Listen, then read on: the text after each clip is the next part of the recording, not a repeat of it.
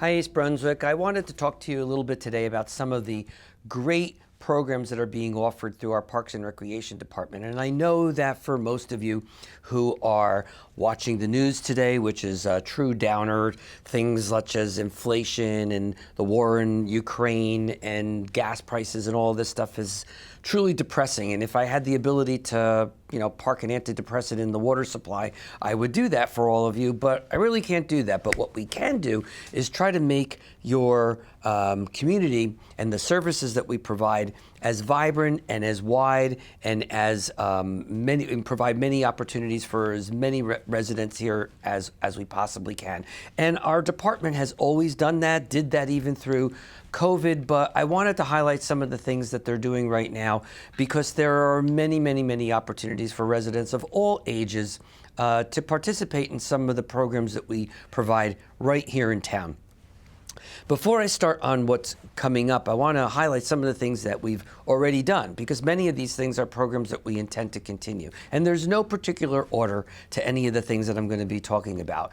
But within the last couple of weeks, there were some major events, and I think you should know about them. We had a really nice day, an outing for a fishing derby that was done over at Dallenbach's Park. This has been something we've been doing for the last couple of years, and we get people from all different youth age groups coming out, and there's awards for biggest fish and all different types of awards. And this year, actually, some of the big awards actually went to all the girls. I don't know, maybe they're just more patient, but it was just a great day. It was a beautiful outing because everyone had a great time.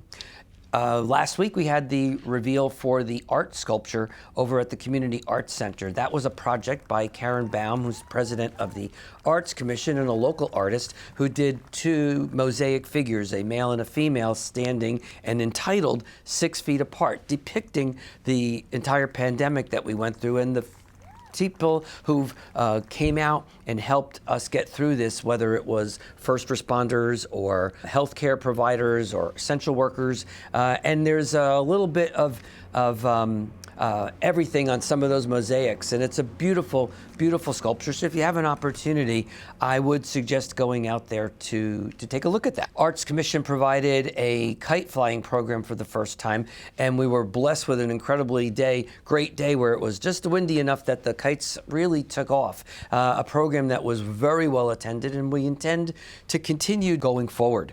The department also had a major fundraising golf outing a couple of weeks ago. They raised a lot of money for DAISY, which, as many of you know, is a program that we support here in town for those that are disabled. We also, speaking of DAISY, had the DAISY Breakfast. That's something we've been doing for decades now. Again, brings in a lot of money for the program, along with the Tricky Tray program fundraiser, which was done over at Churchill Junior High School a couple weeks ago. Again, a big fundraiser for an organization that's been in this town for over a half a century. The department also helped out with the Ukrainian festival that they had, raising money for the people in Ukraine who are dealing with the conflict overseas right now. And they helped out with our Arts Coalition. Our Arts Coalition, as many of you know, is a funding organization, a 501c3 nonprofit that raises money for 5 of the organizations in our township that provide services to the town through Parks and Rec or other entertainment venues. They support Playhouse 22, our Historic Society, the museum, the Human Relations Council, and our Arts Commission, and work very closely with the Parks and Rec Department, helping getting some of their programs off. About a week ago, they had a 1920s type of jazz festival over at the old library at the Historic District, and people dressed up in outfits from the 1920s, and there was some dance lessons and food vendors, and it was really just a great day. And the Arts Coalition has been doing that really for the last couple of years, and again, a truly wonderful organization, and one that we hope you would continue to support as they provide the funding for all of the other sources of activities in town that I mentioned, those 5 organizations. Kudos to Kim Canetta, Kieran Cameron, Amy Levine, and C. French, and all the members of the Arts Coalition who've been doing a phenomenal job. Speaking of Parks and Rec and programs that you should be looking forward to in the next couple of weeks. First, foremost, I'd like to start out with Crystal Springs, which is our water park here that we have in town, ranked actually the #1 public water park in all of New Jersey. We're almost getting back to our pre-pandemic levels of attendance, so we're thrilled about that. But there's a lot of programs that are provided there that I think you should know about. They, on a regular basis, offer swimming lessons to both adults and to children, and they also actually have Junior Lifeguard Academy, where we're training people to be lifeguards. Clearly, there's a need for that, both here at Crystal Springs and throughout the state. So anybody who's interested in learning and getting the skills needed to be a lifeguard, please contact or look up the program that's on the Parks and Rec website. We also offer, once in the summer, free swimming lessons. As many of you know, a couple of years ago, the township had some unfortunate incidences where individuals drowned, and that's something that we believe is completely preventable, and everybody should have swimming skills so that that never happens to anybody. So we've worked in conjunction with the World Water Park to provide their program, which is called the World's Largest Swimming Lesson. On June 23rd, we'll be offering that again, and that is available both to children and to adults, completely free of charge. This is all supported through grants and through funding from generous donors. But again, we don't want anybody who wants to learn how to swim to not have the opportunity to do that. And if there's an opportunity to do it free of charge, that's something that we will continue to do. Besides Crystal Springs, there's a lot of other programs that are going to be going on this summer. Many of you may recognize the Acoustic Mondays program that started a couple years ago. We intend to continue that this year. That will start on June 27th and will work weekly on Monday evenings through August 29th.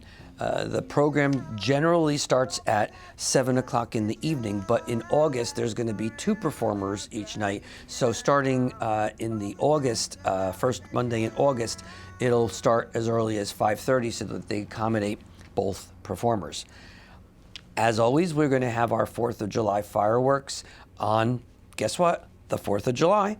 And that will start at 6:30, along with a lot of other activities leading up to when nightfall occurs, and obviously it leads up to the fireworks itself. Note, we have thousands of people that regularly come to the fireworks, and we're thrilled about that. But everybody leaves at the same time from the Community Arts Center, and there are only 2 exits that exit out onto 1-lane roads. So please don't send me letters later about the traffic getting out of the 4th of July fireworks. If you don't want to deal with any type of traffic, then either leave early, walk, take a bike, or watch it from home. But that many people leaving at one time is going to result with difficulty leaving, so please prepare for that. There's also a lot of camps that we offer over the summer, and many of them are only week-long camps because we realize that there's a lot of families that want to travel or have other plans during the summer, and they really don't want to commit to an entire summer. Some of these programs are new, some of these are programs that we've run before, but there's camps in drama and acting. There's camps that are in STEM and science and technology. There's also camps that are sports camps. So for a wide range of activities, there's many, many things for our youth to do, and very affordable. In addition, we're also going to have over the summer movies and concerts that are specifically geared towards the youth. So please look forward on the Parks and Rec Department website. You will see when those programs are going to be occurring and what movies and what type of programs will be provided. But please take advantage of that.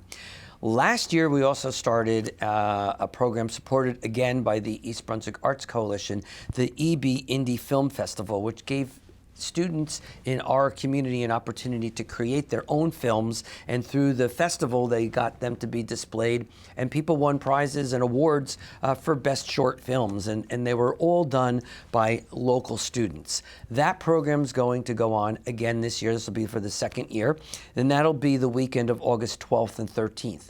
So please, really, it's a great opportunity to see some of the incredible work of our own kids here in town. It's surprising when you watch some of these films that they were created by people so young. So please look forward to that, and I hope to see you out there.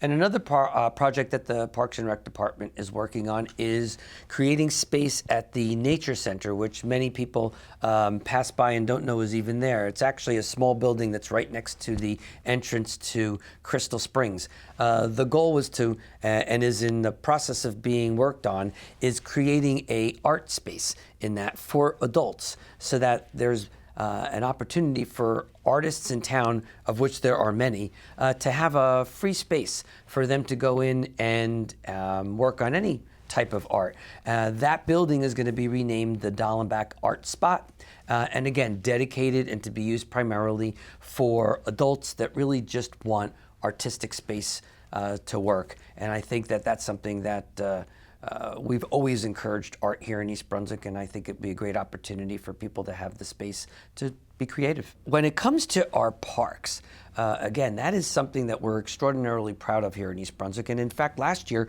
we opened up an additional park, the Beaver Dam Park, that's right off of Fresh Ponds Road. And for those that haven't been out there, please, it's a great opportunity to see nature firsthand. That area had been closed for up to 40 years, and many of the wildlife there are not even used to humans walking by there. They don't even move out of the way. So it's really kind of fascinating, and I hope that you have an opportunity to come out and see that. This year, we're also going to be opening a new park called Tammany Park, which is not far from where the Elks Lodge is located on Oakmont Road in East Brunswick, right on Farrington Lake. It is pristine property that the township has converted into camping grounds. It's going to be primarily used for our camping population, whether it's the Boy Scouts or the Girl Scouts, and with fire pits and areas for people to stay overnight outdoors and get accustomed to camping without having to travel so far or to other towns. This is something that we should be very proud of, and that'll be opening up this year. And the property, by the way, is just breathtaking. Also wanted to keep in mind that last year we opened up the cricket field at Bicentennial Park, and that's getting a lot of use, so we're thrilled about that. Plans are in the way to actually start considering the cricket fields that we had promised to be built at Heavenly Farms. So we're going to start moving towards that project as well. In addition, work to be done, things to be looking forward to in the next couple of months would be the playground at Stadowski Park. That's going to be redone. The basketball area over at Bicentennial Park, which is long overdue to be repaired. That work is going to be done this year.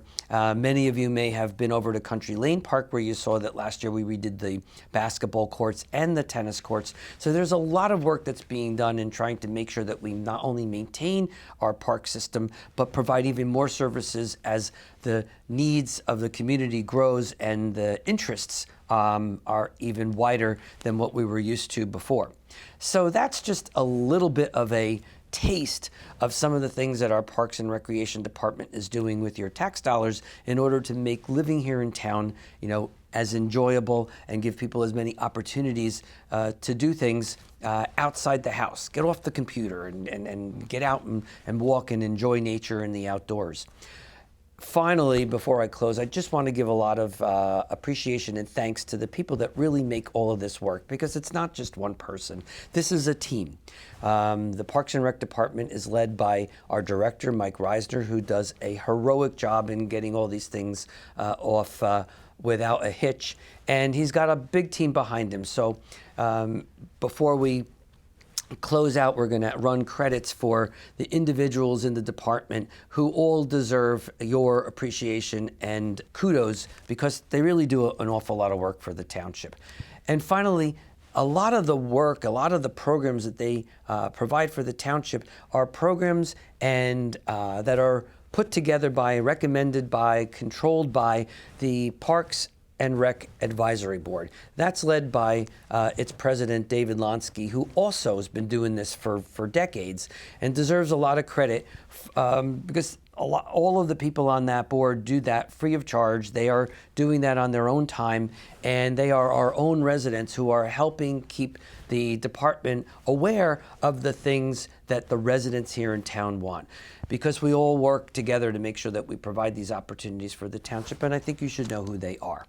So I hope I know that was kind of quick, and it certainly left out some things that really should have been mentioned, and it's certainly nobody that I wanted to leave out intentionally, but it gives you a taste of what's going on here in the township and what a wonderful set of opportunities you have. And frankly, that's really one of the best reasons that people pick for living here in town, is not only our schools, our location, our safety, but the wealth and breadth of programs that we provide that make living here so enjoyable.